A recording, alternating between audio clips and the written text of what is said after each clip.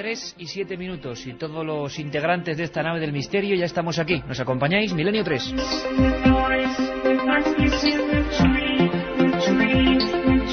Y además venimos en nuestra carga especial sideral con muchísimas noticias, muchísimas cosas que han pasado en estos días, repletos sobre todo de un factor, de la sorpresa.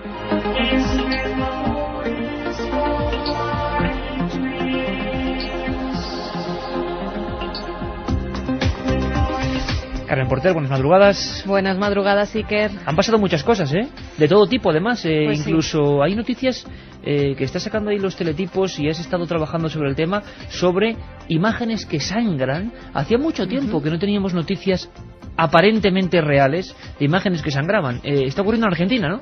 Efectivamente, Iker, una imagen que llora sangre en Argentina y además parece pues que la gente, sus dueños, tienen buen hacer porque dicen que ellos abren las puertas a todos los químicos, a todos los físicos, a quien quiera estudiar esa imagen, pero que quieren saber a causa de qué se produce ese fenómeno. Lo intentaremos descubrir, aproximarnos a ese fenómeno, y también desde Italia vuelve a estar presente la sombra del diablo. Ahora os lo contamos.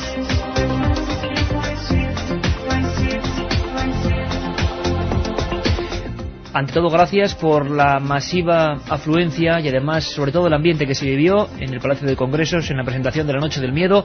Es un placer ver a tantos amigos juntos. Siempre que hay una convocatoria de Milenio, ya no solo la cantidad de gente que siempre nos desborda, sino el tipo de gente. Eso es lo más importante y cada día nos encontramos más en familia. Cada día somos conscientes, amigos, de que los que hacemos Milenio, delante de los micros, delante de los mandos técnicos, que sabéis que es esencial, esta noche el maestro Antonio Bravo, y al otro lado de los receptores somos todos una misma cosa, y eso nos hace sentirnos muy bien, especialmente bien. Carmen, por cierto, como estamos hoy tan contentos y tenemos, aparte de noticias tenebrosas, extrañas, buenas noticias, reencuentro con viejos amigos que van a venir aquí al Estudio 1, vamos a hacer un regalo importante, ¿no? Claro que sí, que vamos a sortear 3 CDs con todos los programas de esta temporada de Milenio 3. 76. La línea abierta como siempre, 7640, palabra clave Milenio, espacio y lo que queráis. Y además yo creo que puede haber preguntas de todo tipo porque han pasado muchas historias, pero sobre todo, ¿sabéis que teníamos a un reportero destacado en el Camino de Santiago que durante las últimas 5 o 6 semanas ha estado pasando de todo, penurias, inclemencias, pero también sensaciones que hoy nos quiere transmitir? Hoy llega a su particular obradoiro de la radio, ya lo hizo en Santiago y tuvo que ser muy emocionante. Hoy podéis preguntar también sobre el Camino de Santiago, ¿verdad, Carmen? Sobre esos lugares que nos puede recomendar nuestro amigo Francisco Contreras, cuál ha sido el sitio donde, por ejemplo, más miedo ha pasado. Hoy puede ser una especie de entrevista virtual también con Francisco durante todo el programa, que ¿no? Nos digan también con quién se ha encontrado durante el camino, claro que sí, todas las preguntas que queráis para ese caminante, para ese viajero que consiguió llegar a Santiago de Compostela. La otra realidad. Milenio 3. En la SER.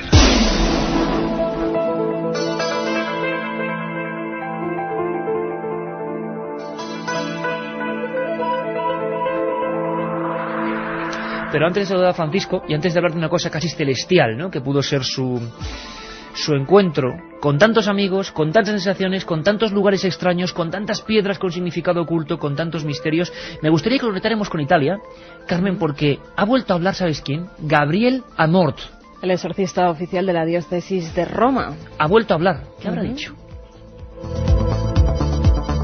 Bueno, pues un reportero que además especialmente está muy vinculado a Milenio 3. Para nosotros es un orgullo que una persona como Joan Solés siempre quiera darnos la última noticia, la última información. Ha pasado en Italia. El exorcista más famoso del mundo ha vuelto a hablar. Nos lo cuenta desde Italia, ahora a las 3:11, Joan Solés. Saludos, buenas noches. En realidad no ha dicho nada de nuevo, ha reiterado su discurso retrógrado sobre satanismo y exorcismo de los últimos años. Del exorcista de la diócesis de Roma, el sacerdote Gabriele Amort, hablamos en la SER cuando reconoció que el Papa Juan Pablo II había asistido a lo largo de 25 años de pontificado a 3 de sus exorcismos, y de él hablamos en Milenio 3, precisamente, lo recordaréis, cuando en Caneto y Caronia, poblaciones del norte de Sicilia, empezaron a registrarse misteriosas descargas eléctricas y varios miles de incendios domésticos, al parecer por efecto electromagnético, según los científicos. Según Gabriele Amor, por efecto de Satanás. Direi che una delle porte aperte per cui può entrare in possesso di una persona. Yo diría, ha explicado el exorcista italiano, que una de las puertas abiertas por las cuales Satanás entra en posesión de una persona es precisamente la predisposición de esta a entregarse. Cuando una persona vuole volontariamente, volutamente. Cuando una persona quiere voluntariamente, conscientemente entregarse a Satanás, abre la puerta. Se una persona è posseduta dal demonio. Si una persona está poseída, el demonio se desata, sobre todo en el exorcismo, pero en la vida es una persona normal, afirmado en relación a las numerosas muertes en ritos satánicos que investigan las autoridades judiciales italianas. Satana è omicida fin dal principio. Satana vuole la muerte. Satán es homicida desde el principio. Satán quiere la muerte. Dios es la vida. Satán es el artífice de la muerte y de todas las desgracias posibles. Pero no es una acción demoníaca ordinaria que empuja a los hombres a odiarse, a las familias a separarse, que empuja todo aquello que es negativo. Ci vedo fortemente l'azione di Satana tentatore. A menudo su acción es solo tentación. No siempre puede verse su acción extraordinaria de posesión de una persona y demonización. Persone indemoniate. En definitiva, si una persona está poseída, el diablo se manifiesta en los exorcismos, que serían las acciones extraordinarias. Las ordinarias serían, por ejemplo, las descargas eléctricas e incendios en Caneto y Caronia, no muy lejos del volcán Etna, en Sicilia, y cuyos vecinos viven así esta apasionante afición de Satanás por las brasas. Tutti quelli che credono nel paranormale, che ci sono saltati addosso. Todos aquellos que creen en fenómenos paranormales dicen, se nos han echado encima. Signore che quando ci vede si fa la croce. Hay señoras que solo vernos ya se santiguan. Quello che non ci dà la mano perché ha paura della scarica. Y hay quienes no nos dan la mano por temor a una descarga. Buenas noches. La otra realidad. Fenómenos extraños. Milenio 3. En la SER. Esta sintonía ha sido la bandera de enganche de un viaje muy particular, de un viaje que ha llegado a buen puerto y de un viaje particularmente emocionante. Durante las últimas 6 semanas, Francisco Contreras comunicó a estas horas, casi siempre, algunas con más problemas que otras, para contarnos qué vivía, qué sentía, qué se encontraba en su particular Camino de Santiago. Y ahora aquí en el estudio 1 de la cadena SER, después de 900 kilómetros y de muchísimas vivencias y de una experiencia radiofónica que para nosotros no tiene precio, ir descubriendo los misterios, los enigmas, las personas, las sensaciones, tengo en mis manos, Carmen, bueno, cuéntalo tú. ¿Qué tenemos ahí, por ejemplo? Entre muchas cosas que nos he traído, Fran, ¿qué tenemos ahí? Pues es la credencial del peregrino, la credencial que está a nombre de Milenio 3, a nombre de todos los milenarios. Yo no conozco ningún otro programa de radio que haya hecho el Camino de Santiago, con todos los sellos, parece mentira, en todas las tinturas, en todos los colores, pasando por toda España. Comienza la peregrinación en Jaca y acaba, como no podía ser de otra forma, en Santiago de Compostela. Pues don Francisco Contreras Gil, después de esta gran odisea radiofónica y personal, bienvenido. Bien hallado. Buenas madrugadas, Iker. Buenas madrugadas, Carmen. Buenas madrugadas, comandante Antonio. Buenas madrugadas a todos los oyentes de Milenio 3. Y yo creo que mucha gente ha descubierto un camino distinto, un camino, a caballo entre el futuro y el pasado, en lo ancestral y en lo enigmático. Y nosotros, desde aquí, Carmen, ¿cuántas personas, cuántos mensajes de apoyo? Eso ha sido muy bonito, ¿verdad? En el 7640, que vamos a pasar las preguntas a Fran y que la gente charle con él casi virtualmente, cuánto apoyo, cuánto cariño de la gente, que a veces no lo podíamos decir, Francisco, pero recomendándonos sitios para que pasaras por allí, abriéndonos sus casas. Ha sido así, ¿no? Ha sido así, Iker, y además todos esos mensajes se los recogeremos para dárselos ahora a Francisco y que vea el apoyo que ha tenido durante el camino de todos esos seguidores que cada madrugada y estaban esperando las noticias que nos traía Francisco del camino, de lo que pasaba, de sus penurias, de sus rodillas maltrechas. Claro que sí, luego le pasaremos todos esos mensajes. Bueno, pues era un peregrino con un micrófono y nos intentaba contar lo que estaba pasando. Han pasado ya suficientes horas, Francisco, pero creo que no se podrá olvidar el momento en el que entras en la Plaza del Obradoiro. Creo que eso tiene que ser increíble, ¿no? Tiene que entrar en un estado de éxtasis increíble y auténtico. ¿Se puede contar a través de un micro eso? Es muy difícil. Es muy difícil. Fíjate que todavía me estoy situando. Hay que tener en cuenta una cosa, y es que, efectivamente, como decías, no hay ningún programa, no solamente de radio, sino de televisión, que tenga esa credencial, porque esa credencial fue una de esas casualidades que ha habido.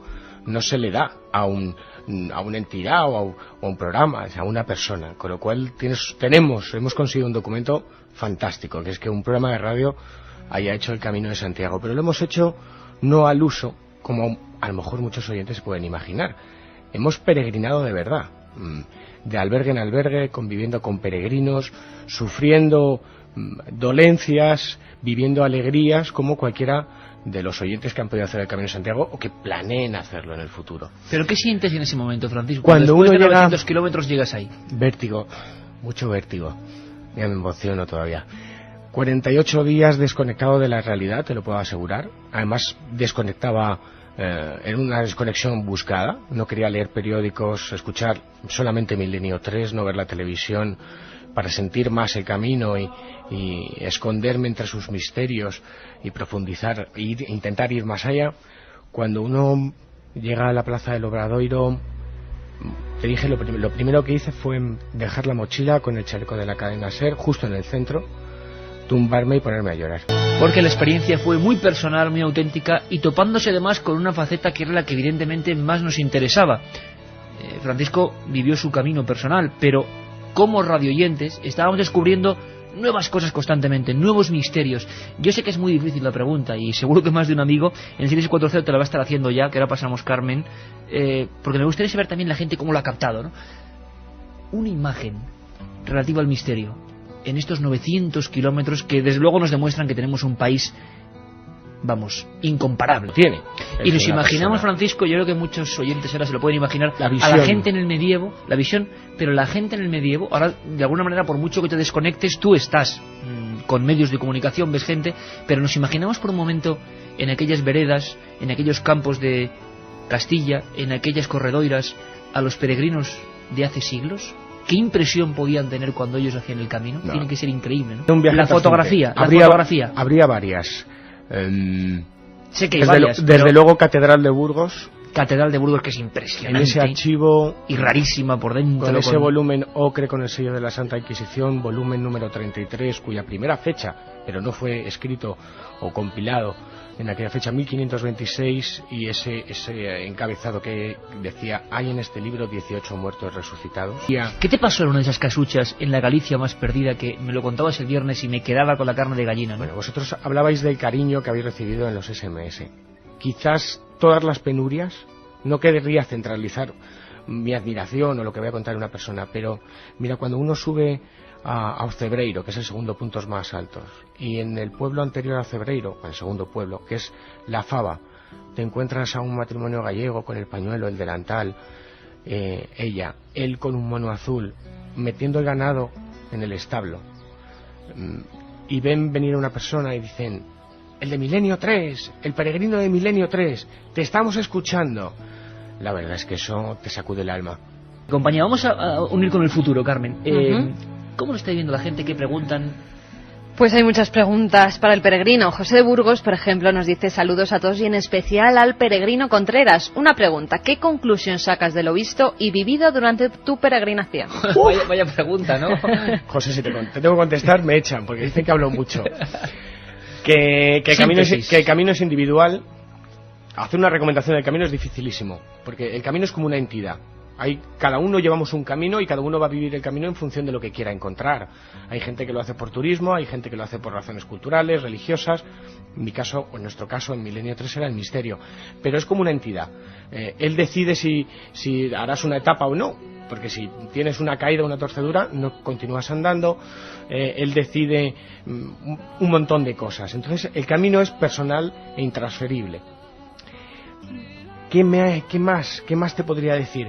Más preguntas, porque si no, es que vais a ir contestando sectorialmente, estoy seguro, a esa misma pregunta en varias preguntas. Venga. Pero claro, la pregunta que nos hacía José de Burgos era como para 8 programas o más. Claro. Begoña nos pregunta y nos dice: gracias, Francisco, por transportarnos a través del camino misterioso. ¿Cuál es el misterio que más te ha impresionado? El misterio, no los misterios, Francisco, que te conozco. El misterio. Quédate con una fotografía, Con un momento. Con un momento. Sirga. Sirga. Es una localidad, ahí hay una iglesia. Ahora que está tan de moda el Feng Shui, lo que conocemos por geobiología, esas corrientes para que nos entiendas, la supuesta también colocación desde el oriente más ancestral, la colocación, por ejemplo, en una habitación de las cosas para que supuestamente las energías fluyan, o sea, una especie de tecnología ancestral de siglos, ¿no? Ahí viví momentos muy especiales, se juntaron varias cosas. Hay una virgen que es muy milagrosa, la escena era con velas, luz apagada, la luz del día entraba por el rosetón de la iglesia, y yo iba muy mentalizado en encontrar una serie de datos sobre los estudios científicos que hay de esas corrientes telúricas. Fue un momento muy especial. Otro momento muy especial fue recorrer la tierra de los Maragatos con Roberto Pozuelo, al cual le quiero saludar ya desde aquí por lo bien que nos los pasamos, en busca de un buscador de agua, que no zahorí, llamado Gaspar. O sea, personajes también maravillosos. Pero ya estás contando más de la cuenta. Carmen, seguimos. Que claro, imagino que después de 900 kilómetros de esas crónicas, de 6 semanas lanzando crónicas, centralizar es muy difícil. Hola, me llamo Félix, soy de Madrid y me gustaría saber si es verdad eso que dicen, que el camino ayuda a conocerte mejor interiormente, ya que tienes mucho tiempo para pensar. De todas formas, lo que estamos haciendo ahora también es curioso. Una entrevista virtual a través de los oyentes vía SMS con alguien que ha hecho el camino. Fantástico. Es una mezcla de lo ancestral absolutamente con la tecnología digital, ¿no? Bueno, de conocerte. Lo que sí es verdad es que saca lo mejor de ti mismo. Conocerte, yo creo que uno no fallece y todavía no te has conocido. Te conoces día a día. Pero sí saca los mejores valores del ser humano. Y me voy a explicar. En el tramo aragonés, el tramo más duro que hice de todo el camino, había etapas de 30, 35 kilómetros. Aragonés. En la parte, en vez de entrar desde Jaca hasta Puente de la Reina. O sea, que es la parte más dura al principio. Es sobrecogedora. Es decir, las etapas son de 30 kilómetros, no hay absolutamente nada. Es decir, cuando digo nada es ningún pueblo para comprar agua o comprar comida. Además es muy salvaje, vas por la serranía. Ahí rompí la rodilla subiendo a San Juan de la Peña y cogí la tendinitis que ya no solté. Ahí consigues sacar los mejores valores de ti mismo porque te juntas con muy poquitos peregrinos. Yo recuerdo que iba con 3 personas muy especiales para mí desde que he hecho el camino, Blanca, Teresa y Pilar. Bueno, tenías que compartir todo porque a lo mejor otra persona no tenía comida. Y surgen lazos de solidaridad que uno... Y de repente en 48 horas con ese acompañante es como si le conocieras de toda la vida. Él te ayuda para todo, tú le das todo, si necesita algo se lo vas a dar, él si te ve a ti necesitado te va a ayudar. La verdad es que saca o potencia las virtudes del ser humano, ¿no? La constancia, la lealtad en determinados momentos, la nobleza, la lealtad, todo lo que te puedas imaginar. Pues es importante escucharlo. Vamos a seguirlo con más preguntas, vamos a hacer un receso de un momento de información concreta, porque seguiremos, por supuesto, navegando entre, decíamos, lo ancestral del camino y lo digital, para que vosotros podáis entrevistarle, no nosotros ni siquiera, sino vosotros, en el 7640, que además, ya lo sabéis, sorteamos esos 3 CDs, Carmen, con los programas de todos los días de la temporada de Milenio 3. Y, por cierto, que calma, que todo el mundo está diciendo que en ikerjiménez.com no se pueden ver los nuevos vídeos o escuchar los nuevos programas, es porque hay cambios en el servidor central. No tengáis ningún problema, en los próximos días toda esa información. Por cierto, que tengo aquí tengo un certificado, aparte de que es muy emocionante, Francisco, es un detallazo para este programa, esta credencial, ¿no? Milenio 3. Y que si quieres la pondremos en la web para que todos nuestros amigos la vean. Es buenísima idea, sí señor. Vamos a poner esta web para que vean que no nos inventamos las cosas, con las decenas de sellos y de albergues donde ha tenido que pasar Francisco este viaje a nombre de Milenio 3, con lo cual no es a nombre de los que hacemos el programa, es a nombre de todos vosotros. Pero hay mucha información y vamos a ir conjugándola. Por cierto, que luego hablaremos de Templarín, uno de esos personajes fundamentales del camino, y hablaremos ya, en otro aspecto que sé que hay muchas preguntas, sobre el miedo, sobre si has pasado miedo, sobre los fenómenos sobrenaturales, sobre el misterio puro y duro. Bueno, pues hoy, de casualidad, como surgen las cosas, la casualidad también imagino que habrá sido una fuerza importante en ese camino de nuestro reportero. Bueno, pues estáis haciendo una entrevista virtual, vosotros, preguntando directamente al invitado, cosa que nos parece muy interesante. Pero las noticias han surgido constantemente y además vamos a dar una y vamos a hablar con un compañero, porque en Cáceres también se está montando un congreso, y además en ese entorno positivo del que hablaba Fran. Me parece muy interesante de los que estamos en estos temas. No solo hablemos de misterio, sino intentamos en nuestras posibilidades hablar también de eso, ¿no? De lealtad, de comunicación. Tenemos esa obligación, iba a decir. Carmen, en Argentina, la Virgen llora sangre. Ese es el titular. Desde hace semanas, en el domicilio de la familia Gil, situado en la localidad argentina de Fontana, se viene produciendo un hecho insólito que ha congregado ya a miles de personas. Una estatuilla de la Virgen de Itatí ha comenzado a llorar lágrimas de sangre. Walter Gil y Mirta Cardozo, los dueños de la imagen, aseguran que la primera vez que la vieron llorar se encontraban preparando la cena. Ella se acercó a una pecera que estaba justo debajo de la Virgen y fue ahí cuando notó que había algo raro en su rostro. Tocó el líquido que salía de los ojos de esa imagen y observó que se trataba de sangre. La familia reclama que vaya hasta allí un bioquímico o un especialista que pueda examinar el líquido y analizar si verdaderamente se trata de sangre. Además, Mirta aseguró que esto no es ningún truco, por eso pedimos que venga un especialista e incluso las autoridades de la Iglesia para que ellos digan qué se está produciendo. Para nosotros es un milagro. A la gente que viene le aclaramos que no aceptamos dinero y que si quieren donar algo, que lo hagan en los comedores infantiles. La pequeña imagen de yeso de esta Virgen se halla en su posesión desde hace 5 años y fue adquirida por la familia en la Basílica de Itatí. Al parecer la Iglesia ya ha comenzado a estudiar el insólito suceso, pero hasta el momento no han hecho declaraciones.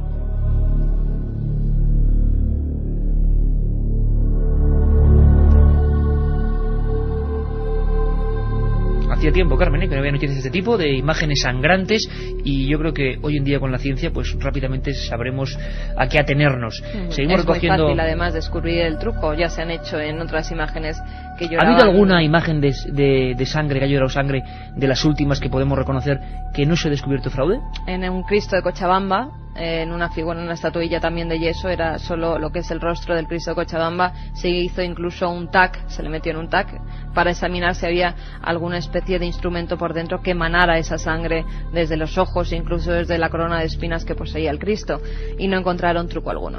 Bueno, os emplazamos a que sigáis haciendo esas preguntas virtuales 7640, porque yo también quiero preguntar, me quiero colar ahí aunque no mande mensaje, porque quiero preguntarle, por ejemplo, por la noche que pasó Francisco a la intemperie, a oscuras, en un lugar que desde luego tiene que ser de esos peliagudos. Eunate, iglesia, encomienda, dicen, templaria, Eunate, 100 puertas en vasco, un lugar misterioso que espero que Fran nos describa por dentro. Pero ahora vámonos hasta Cáceres, Carmen, porque hay otra buena iniciativa. Además, toda la información la voy a dar antes, porque si no, hay una página web en concreto que es www.periodistas-investigación.org, periodistas-investigación.org, porque hay un congreso que se está montando y vamos a estar allí, ¿no, Carmen? Sí. 10 y 11 de diciembre. El 10 y el 11 de diciembre nos están preguntando si vamos a ir. Pues sí, vamos a ir a las conferencias, estaremos con todo el que se quiera acercar y será un placer para nosotros saludaros a todos. Y además la Diputación de Cáceres y la Asociación 11M de afectados por ese terrible atentado, que nos han dado ese premio al programa de Radio Más Creativo, que agradecemos muchísimo. Claro, cómo no vamos a estar ahí, no solo recogiendo el premio, sino estando con tantos amigos cacereños en un entorno increíble. A ver si nos lo cuenta con todo detalle. Julio Barroso, buenas noches. Buenas madrugadas, Iker.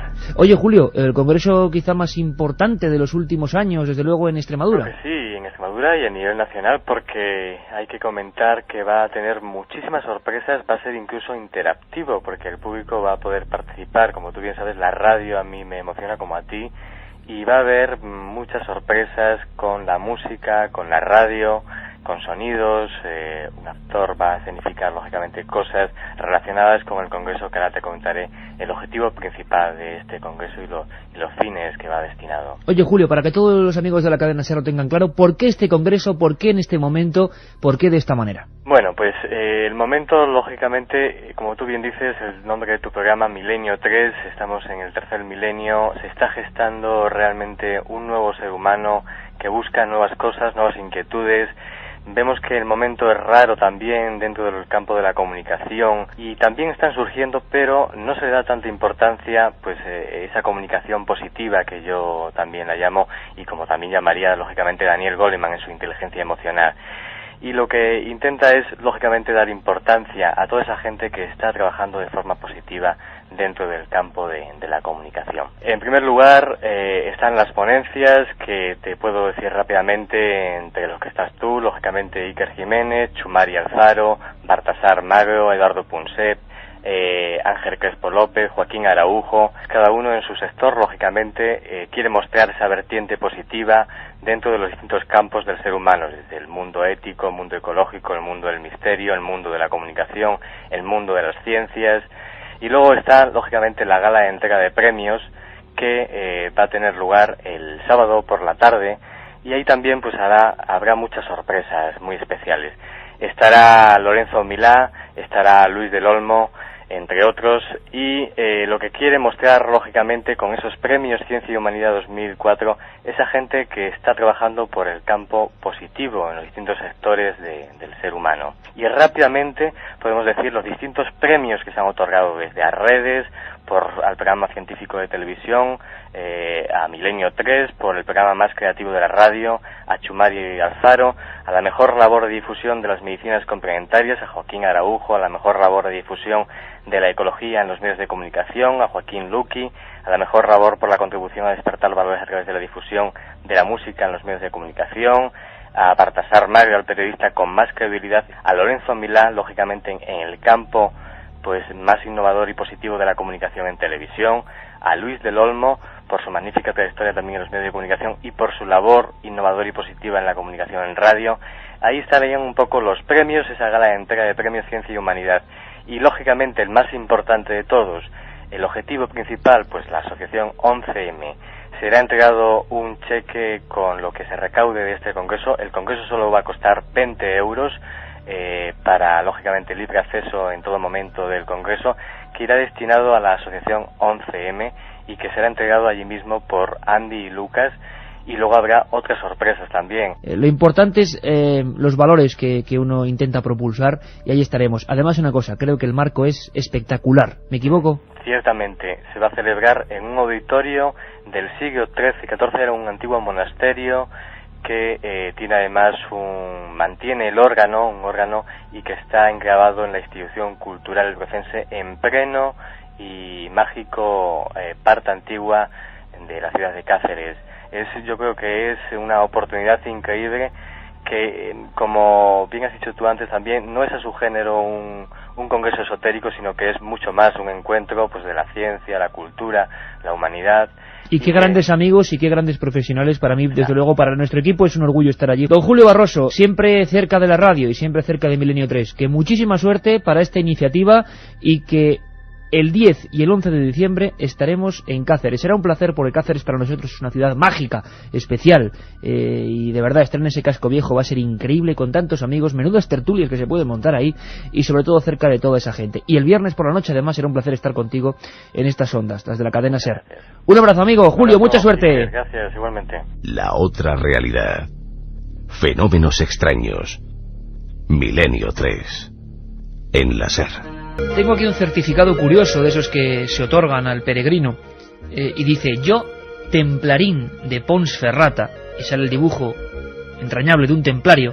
Dice: celoso guardián del camino de Santiago, doy fe de que hallándome de guardia pude ver desde mi almena como un esforzado caminante con trazas de peregrino, que dijo llamarse Milenio 3, cruzaba el puente que ocupa hoy el lugar de aquel que, acabando el siglo XI, mandara construir el obispo Osmundo sobre las aguas del Sil, para facilitar el paso de quienes, viniendo de su patria, pasaban por las tierras del Bierzo y querían llegar a Compostela.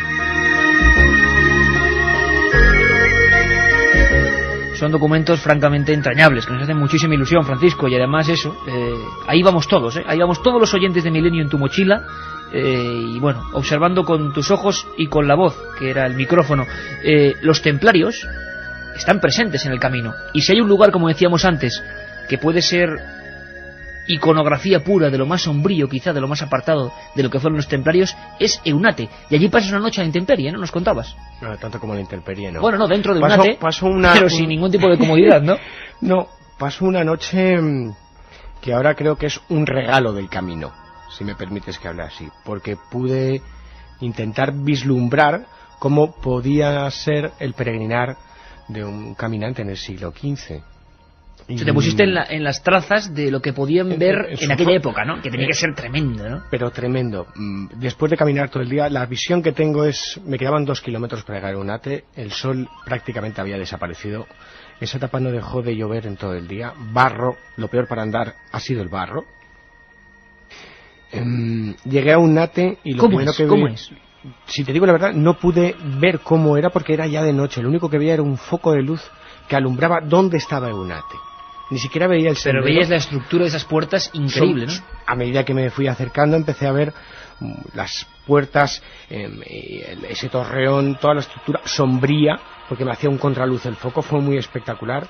Y bueno, iba decidido a llegar al albergue para cambiarme y empezar a tomar fotografías y buscar testimonios, y el albergue estaba cerrado.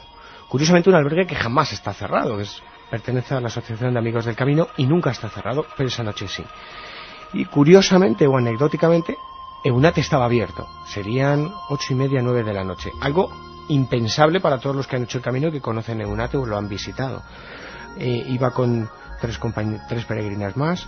Y bueno, llamamos a turismo, pedimos el permiso correspondiente porque no dejaba de llover, un frío tremendo. Yo iba muy gastado con la tendinitis, muy gastado. Se me hizo eterno llegar a Eunate. Y en un momento determinado pasé, dejé la mochila, me quité la capa completamente mojada. No sabía si tenía una mezcla de enfado, de agresividad, porque no sabíamos dónde dormir, pero cambié el chip. Y cambié el chip en el momento que, sin luz dentro de Eunate, sin luz en la propia capilla, bueno, pues la única forma de tener algo de luminosidad era encender las velas.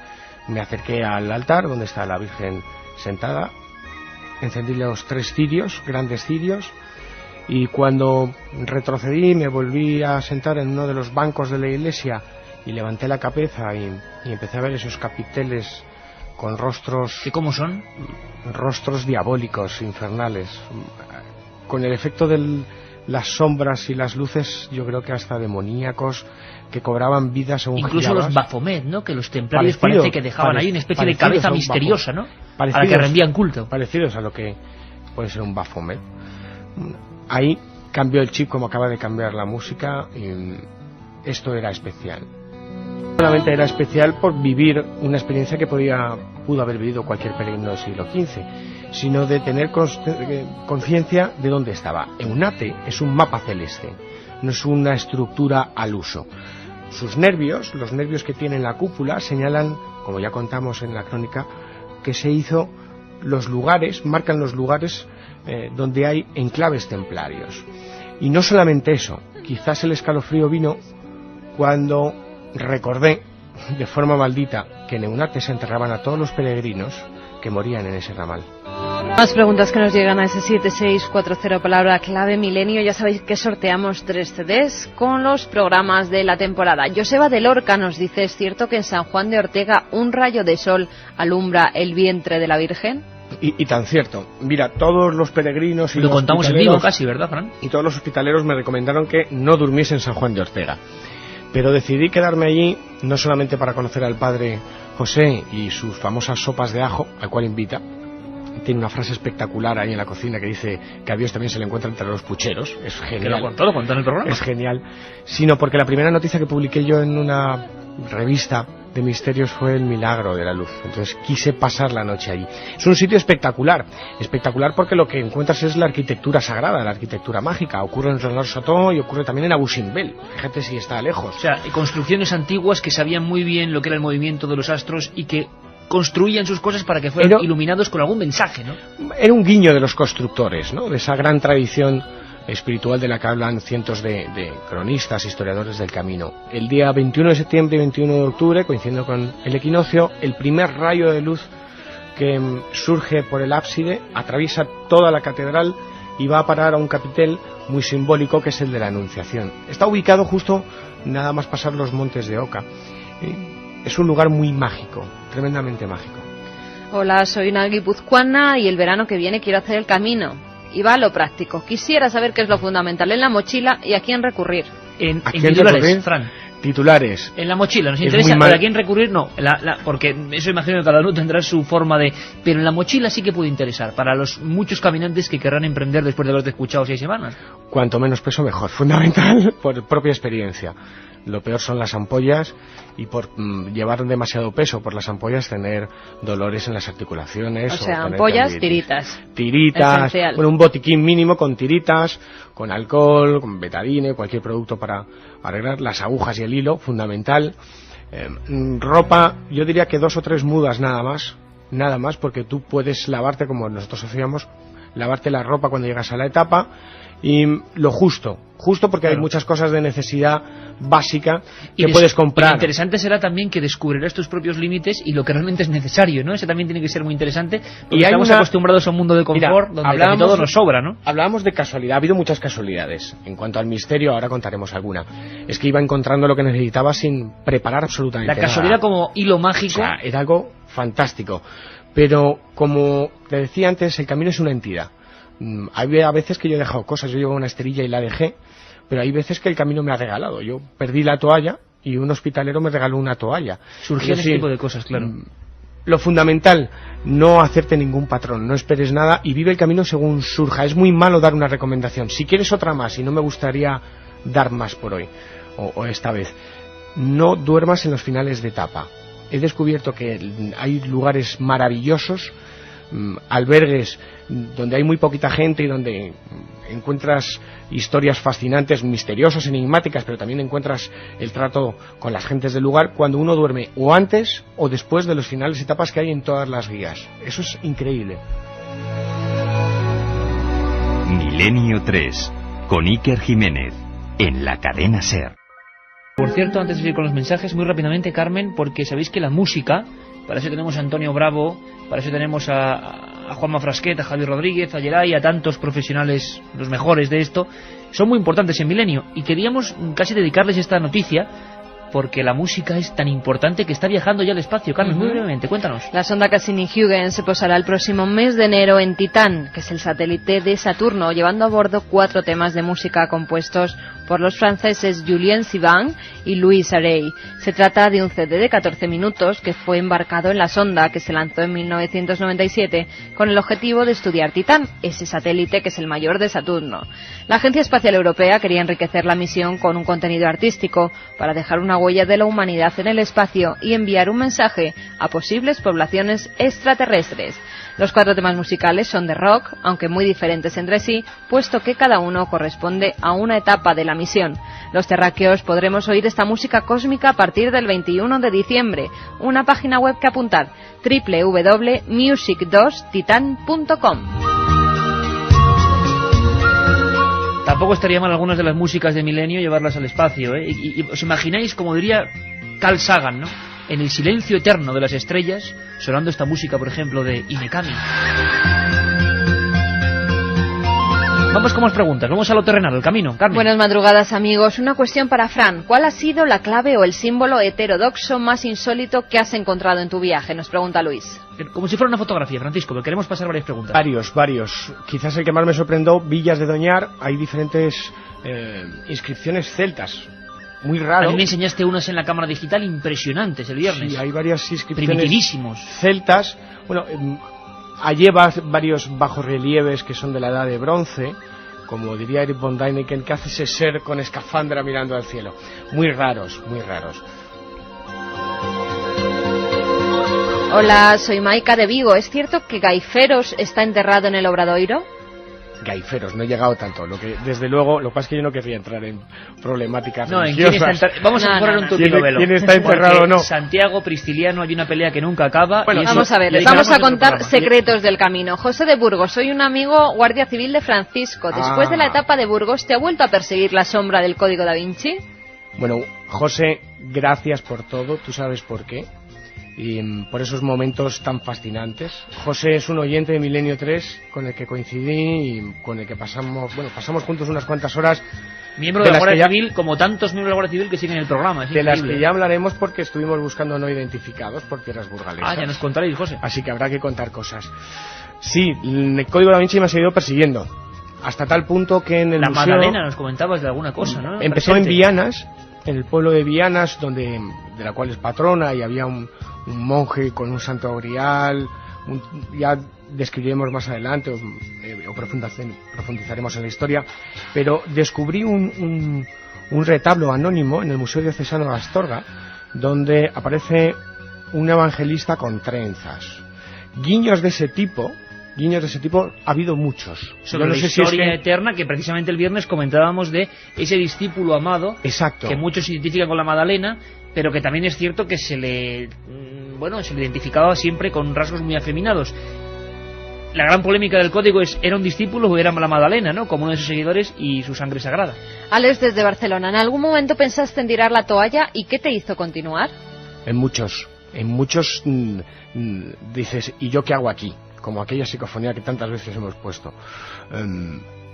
Hay etapas muy duras, y hay circunstancias que quedarán pues en mi interior y en mi silencio y que jamás contaré. ¿Qué me hacía continuar?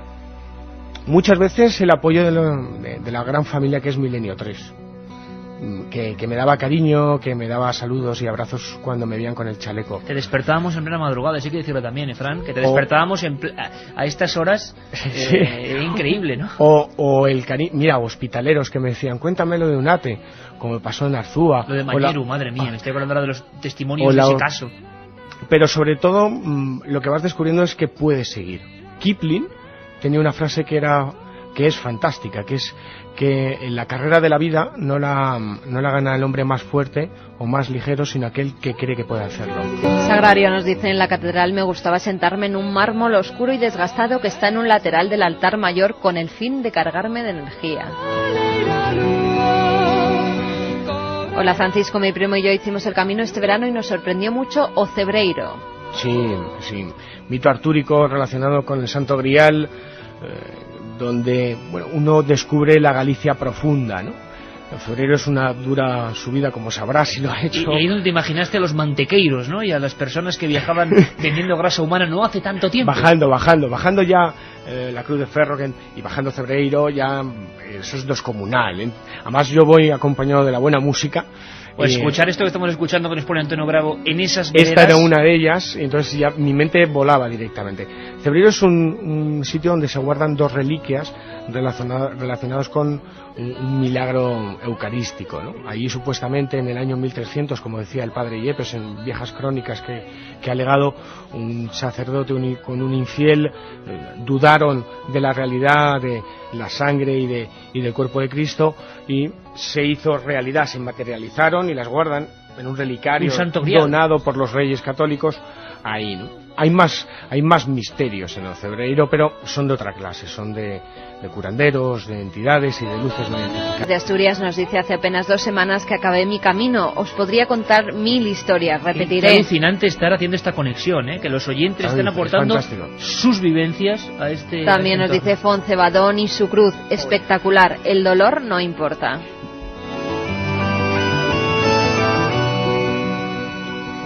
¿Cuál ha sido el peor día que has pasado? ¿Algún día que lo habrías dejado todo? ¿Y por qué razón? Volvemos a repetir.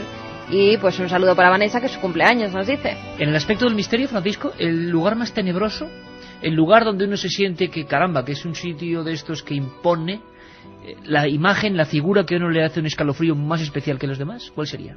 La zona de Castrojeriz, tal y como la tuve que andar, eso era espectacular. ¿Por qué?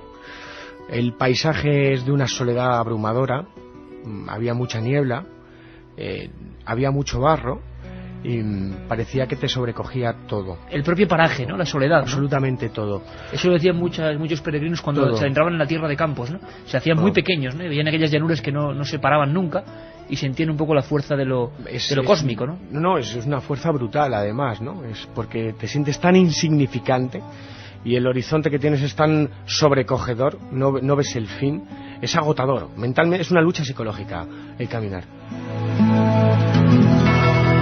Luis nos pregunta si ves el recorrido muy complicado para quien tiene problemas de movilidad. Mira, una de las historias he tenido a nivel personal, no tiene nada que ver con el misterio, más fascinantes no solamente fue convivir con un grupo, 4 días con un grupo de pesos de Nanclares, que ya lo conté, sino encontrarme con un discapacitado. Tenía 67% de su cuerpo discapacitado, se llama Manuel. Y mientras yo le decía mi dolor de rodillas, él me decía que las placas se le congelaban, se le quedaban frías. él reivindicaba, haciendo el trayecto Santiago-Estella, que el camino tuviese posibilidades para los discapacitados. Hay problemas, pero si él puede hacerlo, hay más gente que podrá hacerlo. La fuerza de la superación, que también se ve alimentada en ese camino José mágico. de Bemimbre nos dice: hola Fran, ¿tiraste la piedra de espaldas en la cruz de ferro?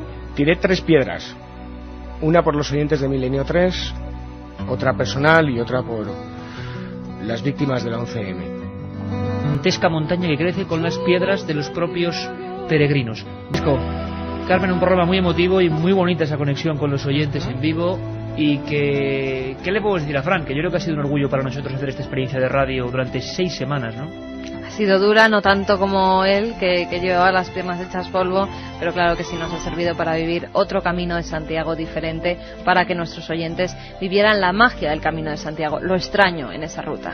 Lo extraño, lo humano y, como decíamos, esos valores que parece que a veces están en desuso y que recuperamos con experiencias radiofónicas. Con el reportero en el camino, con el micrófono en la mano y contando con el alma abierta. Gracias, amigo. Felicidades. ¿Habrá más sorpresas? Claro que sí.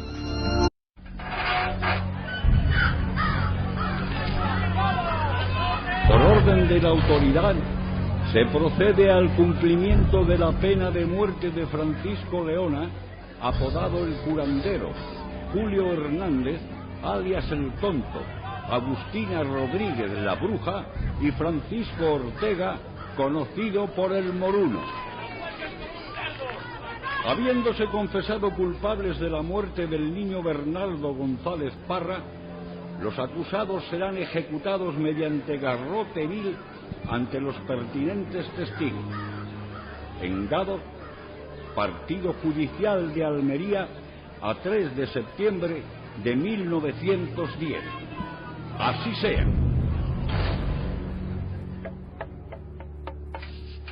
El corbatín de la muerte está preparado en el descampado de la comandancia de la Guardia Civil. Todo está entre tinieblas. El sol aún no ilumina con fuerza. En ese ambiente fantasmagórico, 4 encapuchados permanecen sentados junto al muro de adobe, esperando que se acabe de alzar el garrote vil.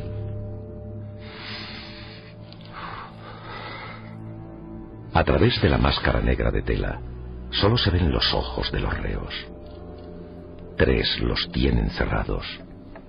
Saben que su suerte está echada y están casi inconscientes. Sin embargo, uno los mantiene abiertos, rojos, sanguinolentos, en un gesto que espanta y que hace que incluso los verdugos no se atrevan a mirarle. Las manos huesudas y las uñas largas y negras le dan el aspecto de una alimaña. Los brazos son finos, con las venas abultadas a la vista.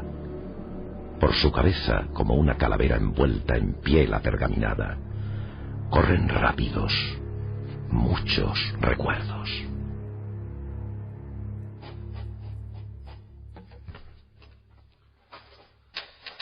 Hay en el espantoso suceso de Gádor una cosa nueva hasta ahora en los fastos del crimen del universo entero. Ni la siniestra figura de Jack el Destripador puede compararse con la de estos desalmados, feroces, violentos y crueles verdugos,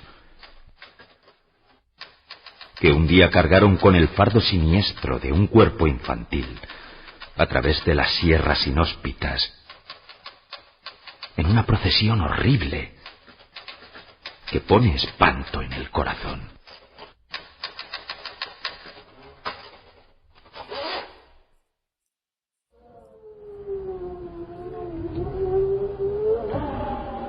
Aquella semana los periodistas como Arturo Jiménez, audaz reportero del Popular de Almería, se quedaron sin adjetivos para calificar lo ocurrido. La gente tenía miedo. Se encerraba en sus casas y solo hablaba de los sacamantecas, de los arrancauntos y de que la vida de un niño costaba 3.000. Las balbuceantes palabras de Ortega se detuvieron ante la presencia de una vieja enlutada.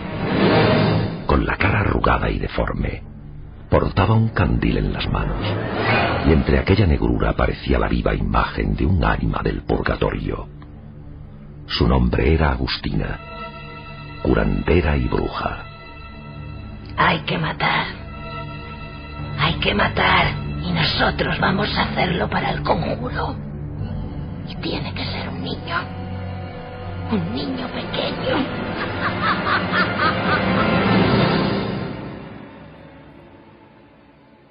Padre nuestro que estás en los cielos.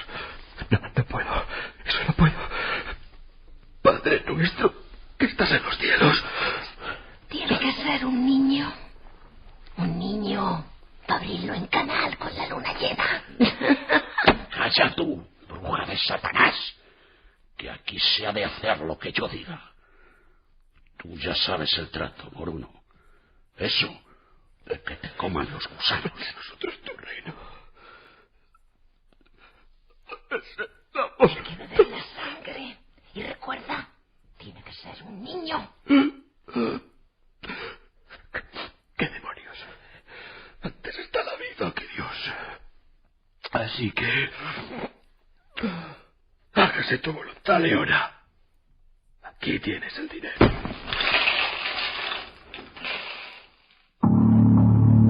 Era ya madrugada, y solo el candil de Agustina alumbraba el interior del cortijo San Patricio. El enfermo salió por la puerta blanco como la cera y echó a caminar por la sierra. Desde la ventana, el rostro desdentado de la bruja lo siguió hasta que se perdió tragado por la noche.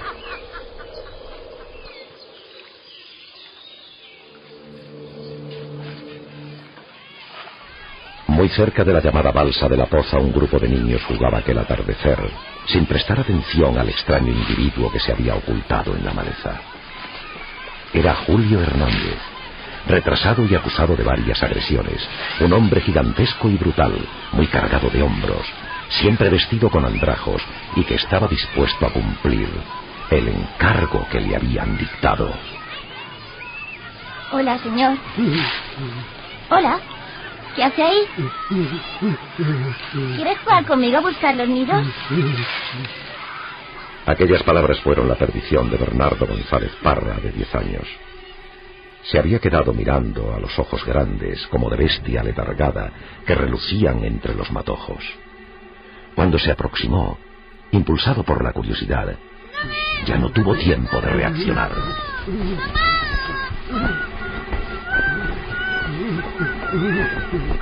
Aquella imagen se iba a convertir en mito y causante del terror nocturno de muchas generaciones. Pero la pequeña mente de Julio Hernández no era consciente de ello. Tal y como le indicaron, recorrió kilómetros y kilómetros alejándose del pueblo para que nadie lo viese.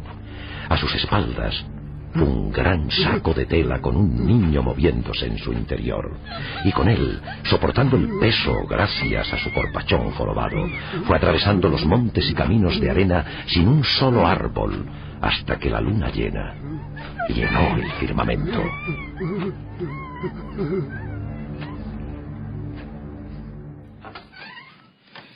Ya está aquí el niño, Leona.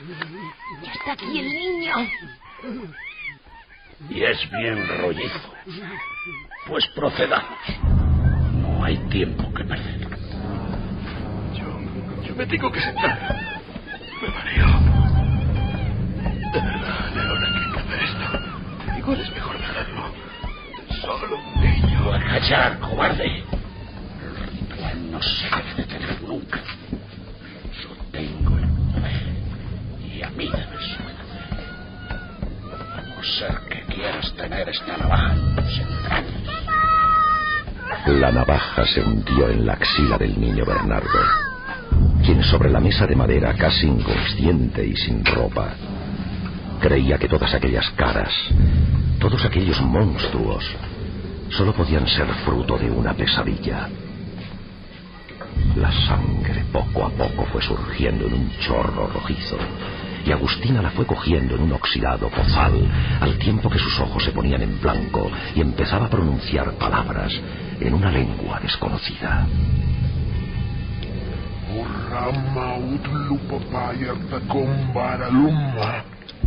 Tienes que beberla caliente.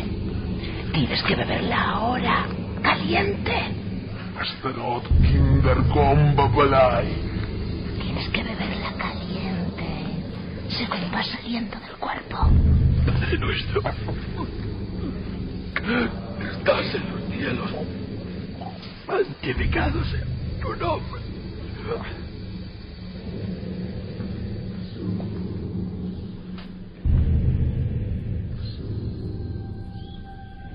Lo ocurrido en el Córtico San Patricio sobrepasa cualquier crueldad anteriormente imaginada. Como en una pintura negra de Goya, el ritual más macabro se hizo realidad aquella noche en mitad de las sierras lunares de Gádor. El informe del forense, firmado el día que encontraron al niño destripado en un barranco, no dejaba lugar a duda. Hago constar que falta todo el peritoneo y remarco que el vientre se encontraba abierto, apareciendo intestinos y colon transversal desprovistos de epiplón y grasa. No cabe duda que se ha producido una maniobra cuidadosa de extracción de estas partes, con el fin de realizar una rudimentaria y horrible cocción para aplicarla como cataplasma que fue colocada en el pecho del paciente Francisco Ortega, alias El Moruno. Mientras el resto de los condenados lloraba y se arrastraban por el suelo al ver de frente el garrote vil, Francisco Leona seguía pensativo, recordando cómo la Guardia Civil encontró el cadáver que fue escondido por Julio Hernández y pudo reconstruir los hechos, hallando en su cortijo las paredes llenas de símbolos y cruces invertidas, pintadas con sangre humana. Francisco Leona, antes de que el verdugo proceda, ¿quiere usted añadir algo? Digo que mi poder seguirá intacto en la otra vida. Los hombres de aquí no podéis comprenderlo, pero yo sé lo que soy, con quién tengo un acuerdo. Que nadie olvide que mi ritual curó a este hombre. Y si no fuera por el garrote vil, seguiría vivo. Dios santo, este loco no tiene remedio y solo merece la muerte. Procedan. No, señor. A la muerte con su guadaña se la va a encontrar usted dentro de muy poco. No lo olvide, señor juez. Vamos, verdugo. Le he dicho que proceda. Ya.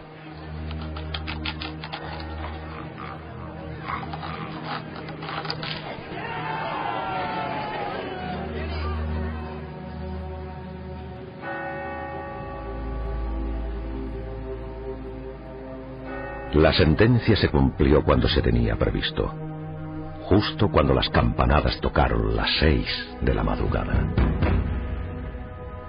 Unas horas más tarde, en la misma calle central del pueblo, el juez fue arrollado accidentalmente por el mismo carro que llevaba los 4 ataúdes, partiendo su cuerpo por la mitad, llenando de espanto a toda la vecindad.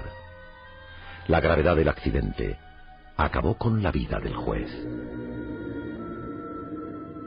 Atraídos por esta vieja historia, algunos curiosos se han acercado de noche hasta el solitario cortijo San Patricio, pues aún quedan las paredes y la vieja cocina donde todo ocurrió. Hay quien asegura que es imposible pasar más de 5 minutos allí, pues al aproximarse a los muros aún pueden percibirse ciertos sonidos, ruidos que espantan y que nadie debería escuchar jamás. Febrero de 1983. Noche de San Blas. Nicolás Álvarez está levantando un pequeño muro de piedra a la entrada de su casa en Vegas de Coria. Su vivienda es la última del pueblo, la que se alza justo ante la llamada curva de Arrolobos. Cae la noche. Todo está en calma hasta que una respiración larga y quejumbrosa, como de moribundo, rompe el silencio. ¿Qué ha sido eso? ¿Quién anda ahí? El hombre asustado cogió 2 ladrillos con las manos tensas y se puso en guardia, dispuesto a arrojarlos contra cualquier intruso. Eran muchas las historias que desde el mes de noviembre recorrían la tranquila aldea. Y aunque él nunca había creído en las habladurías de los ancianos, notó cómo aquel sonido le había helado la sangre. Miró a un lado y al otro y se puso la mano sobre la frente para escrutar el monte tapado ya por la oscuridad. Allí, muy al fondo, veía una pequeña lámpara, algo que se iluminaba en mitad de la pendiente y que le iba bajando poco a poco. ¿Quién vive? ¿Tío Ramón? ¿Es usted, tío Ramón? ¿Tío Ramón? Pero... ¿qué es eso? Exactamente a esa misma hora, Cristina Espósito hacía la cena en la cocina de su cortijo situado en la ladera encima del pueblo. Algo instintivamente le hizo girar sobre sus talones como si fuese un autómata. Una sensación desagradable, como una punzada en la espalda, le obligó a clavar sus ojos en la ventana. Dios mío. ¡Ay, Dios mío! ¿Quién es usted? ¡Socorro! Mis niños, por favor, ayuda. Había alguien allí fuera mirando a través del cristal. Alguien extraño, muy delgado y vestido de negro. Tan famélico que se notaban las costillas y los brazos largos y huesudos. El atuendo parecía una sotana o mortaja que caía a plomo, recta, como si el viento de la noche no le afectase.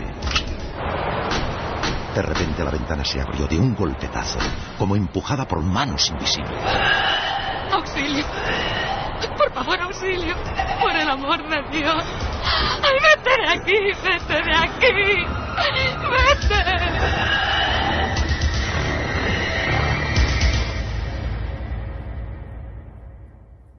¿Está usted segura de lo que dice? Sí que lo estoy. Póngalo así. Parecía un esqueleto, un desenterrado, yo qué sé.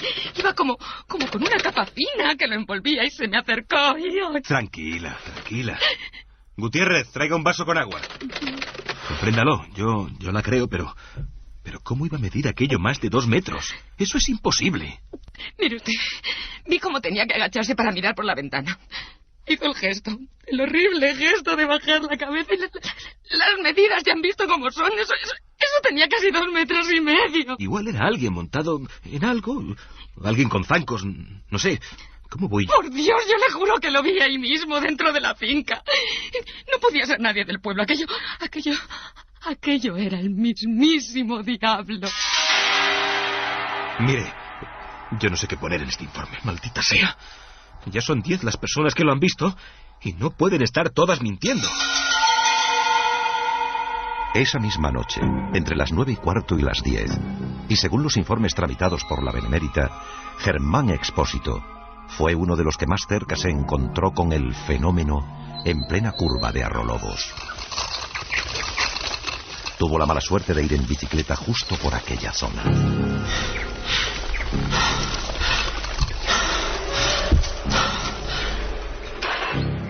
Buenas noches. Era extraño que un vecino no respondiera. Pensándolo bien, aquel hombre detenido en un lateral de la carretera empinada no parecía nadie conocido. Permanecía quieto, con los brazos pegados al cuerpo, escondido ya entre la negrura de la noche.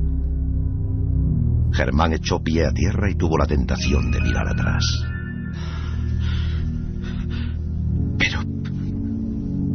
¿Pero quién es usted? Dios mío, no es posible lo que ven mis ojos. Sacando fuerzas de flaqueza, recorrió como alma que lleva el diablo unos 200 metros y frenó en seco para comprobar si se había alejado lo suficiente.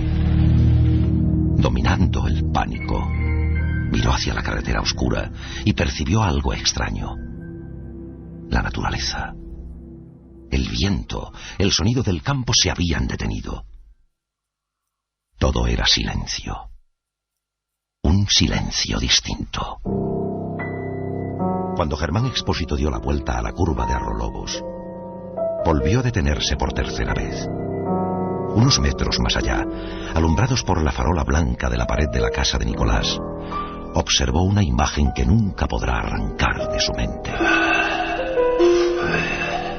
Allí abajo estaba el misterioso paseante. Con el corazón saliéndole por la boca, observó con detalle, a lo lejos, el traje negro, la cara alargada como una sombra sin facciones, las piernas quebradizas y aquella extraña luz, como un farol mortecino. Y junto a él, tumbado en el suelo sin sentido, Nicolás, que parecía inerte, como un muerto. Nicolás, ¿qué ha pasado? ¿Pero quién ha podido hacer esta monstruosidad? Nicolás, ¡ay Dios, que aún respira! Responde, amigo, ¿qué ha pasado? Germán, vete. Germán, huye de este lugar. Aquí hay alguna maldición. ¡Ay Dios! Virgen mía, me ha quitado la vida. Pero ¿por qué a ti? Ay, cuenta, Nicolás, cuenta, por Dios. Una fuerza sobrenatural me ha dejado sin vida. No tenía que haberle hecho cara, pero se vino a mí con toda la furia. Y el miedo hizo que me defendiera. Germán, le he visto la cara. Era la imagen viva del mismísimo diablo. Ay, Nicolás. Era el diablo, el maldito diablo. Cuentan en el pueblo que Germán se convirtió en una persona reservada que jamás volvió a faenar en las noches del invierno. Puso una cruz en la puerta de su casa y pasado un año emigró al norte. Nicolás no falleció, pero después de ser hospitalizado en Salamanca, estuvo a punto de perder el habla a causa de un gran shock emocional. Su único deseo fue vender la casa de Begas y no regresar jamás a aquel lugar. Ha pasado mucho tiempo y a veces algún curioso pregunta por estos hechos cuando se acerca la noche de San Blas. En cualquier mesa camilla, en cualquier reunión, los mayores se miran unos a otros y se hace el silencio. Un silencio denso y profundo. Aquella sombra errante como del diablo descendió hasta la última casa del pueblo. Aún sigue siendo un secreto que nadie está dispuesto a romper. Un enigma que duerme entre aquellos barrancos oscuros, ante los que muchos, desde hace 20 años, se santiguan varias veces al pasar por ese extraño lugar.